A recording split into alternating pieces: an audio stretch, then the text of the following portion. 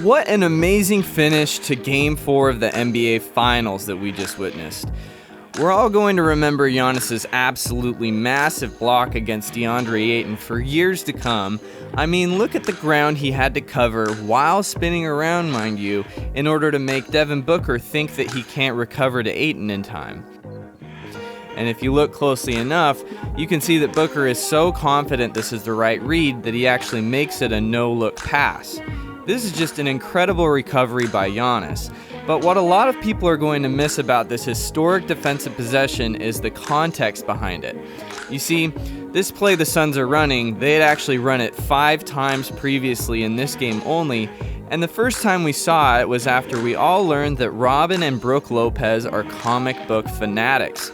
And you'll see here in a second that Jeff Van Gundy actually gives his take on how he thinks the Bucks should guard the play.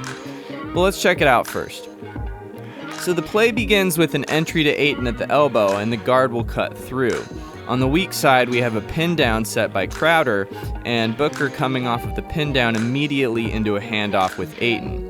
What I really love about this play is that there are 2 screening actions, so if the defender navigates the pin down well, it's pretty rare that he will also be able to navigate through the handoff screen in order to make Booker uncomfortable.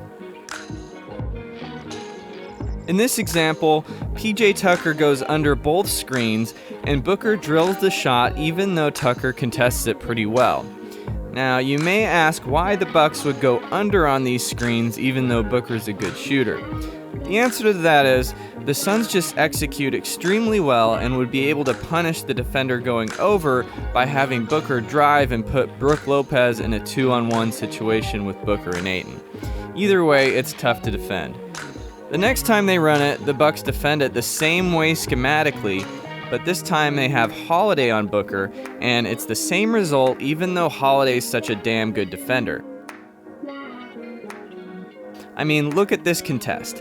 It's a freaking crazy shot that Booker just made.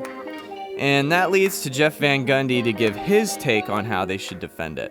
I would consider, if I was the Bucks playing on the top side, to take away Booker's route up to Ayton and then drop the 5-man. You sound like a coach. Now, while Jeff Van Gundy's talking about this, the Suns actually go right back to it, and the Bucks defend it almost the same way Jeff's referring to. You see, Van Gundy mentioned taking away his route, which Tucker does here, and that's called top blocking.